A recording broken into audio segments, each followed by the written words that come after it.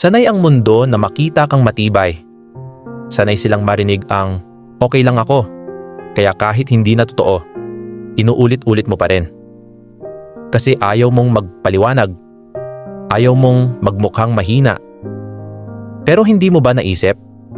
Kahit ang pinakamalalakas na tao ay napapagod din. Kahit ang sanay ng magdala ng bigat ay bumibigay rin. Mahirap yung pakiramdam na parang ikaw lang ang sumasalo ng lahat.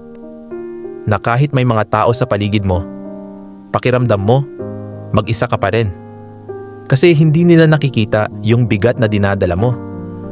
Hindi nila nararamdaman yung sakit na pilit mong kinikimkim.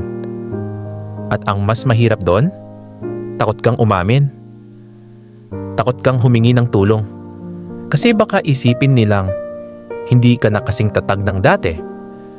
Pero kailan pa naging kasalanan ang mapagod?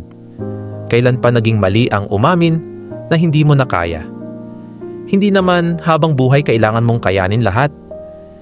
Hindi mo kailangang magpanggap na matibay kung hindi na talaga.